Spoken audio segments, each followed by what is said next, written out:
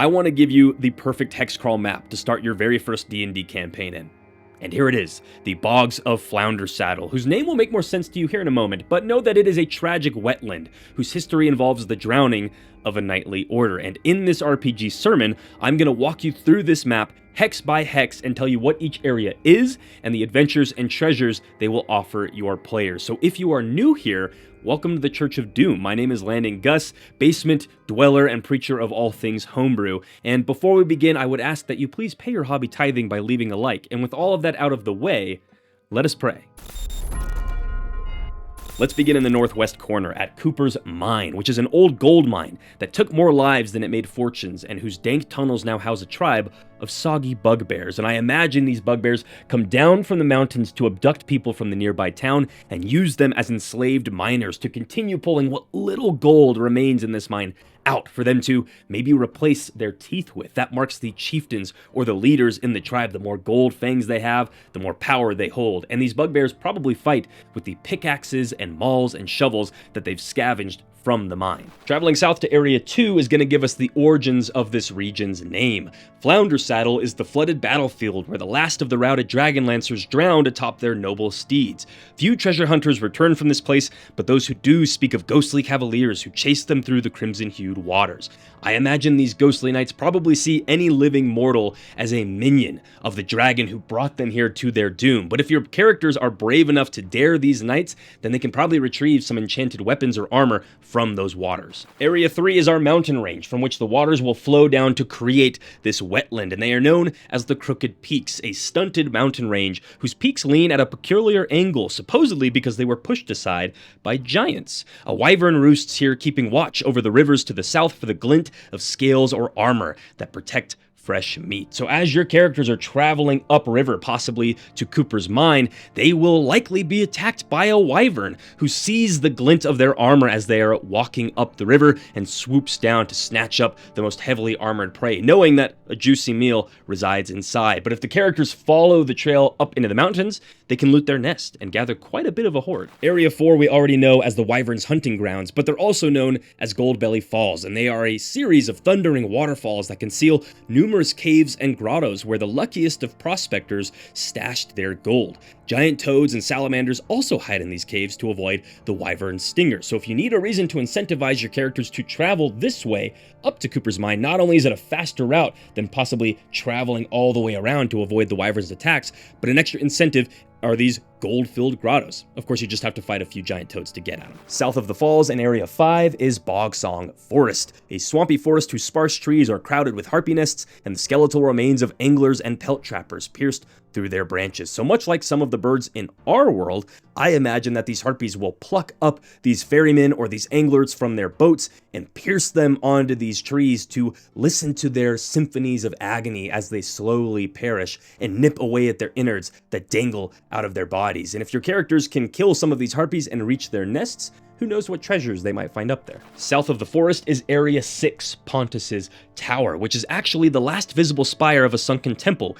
where a crazed priest sells potions to travelers and treasure hunters alike along the eastern road. The temple sunk after Pontus struck a deal with a heretical crab god and was subsequently cursed. Now notice that I don't say Pontus is evil, only that he is crazed, and maybe this is just a rumor started up by the townsfolk as a result of seeing his cursed mutated arm that has turned into a giant crab claw. But if the characters can earn his trust and maybe even help restore him to his former self, not only can he reward them with potions, but also many of the lost secrets of this land. Smack dab in the center of the map is Area 7, our town of Bridledock, which is a muck-riddled town of anglers, hunters, and ferry workers whose mayor is paranoid of letting in any foul magics that might cause their town to sink.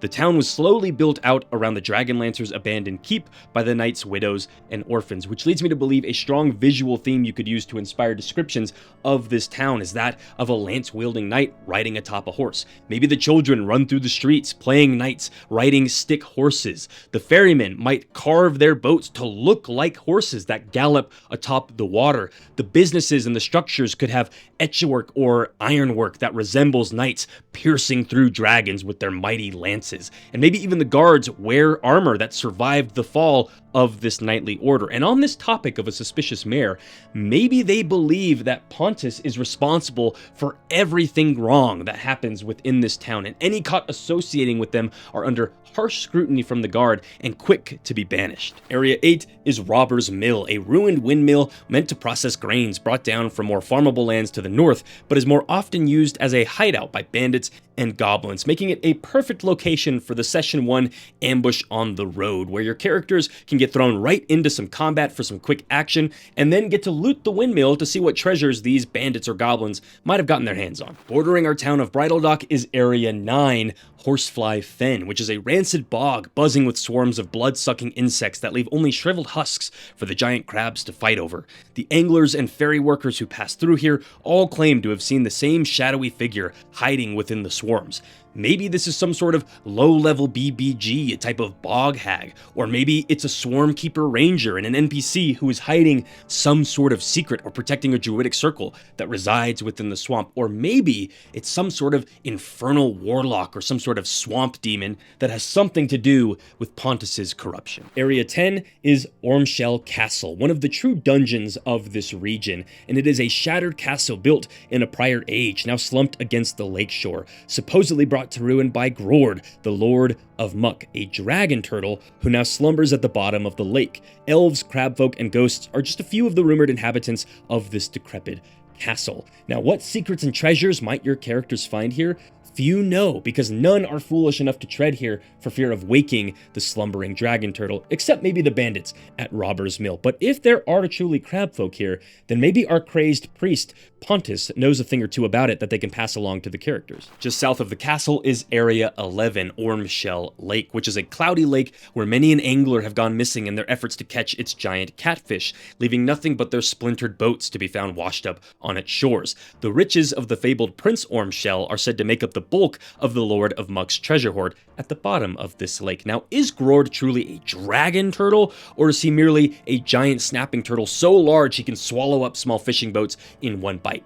Ultimately, I think that's your decision to make, but I do think it would be very interesting if that is a constant source of debate and gossip amongst the people of Bridledock. And whatever the case, I think it's a creature your players should be terrified to fight if they wish to claim the treasures of Prince Ormshell. And finally, we've arrived at Area 12, the Snapping Moor, which is a rocky, muddy marsh that makes for a perfect hunting ground for the giant snapping turtles that nest here in frightening numbers. Their eggs are a priceless delicacy amongst the people of Bridledock.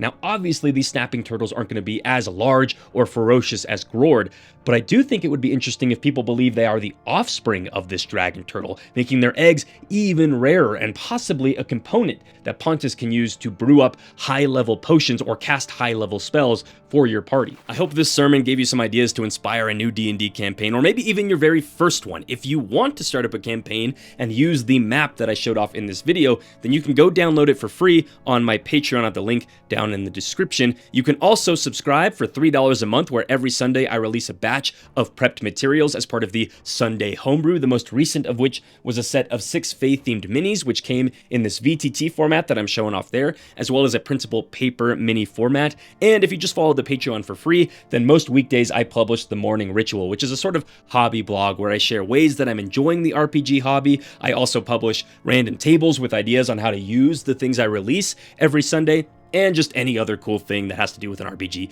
that I want to publish on there. So all of that can be found over at my Patreon. It's the best way to support me and help me keep running this Church of Doom and build this cult of the RPG. But that's it for me today. Thank you all so much for watching, and we say these things in their unholy names.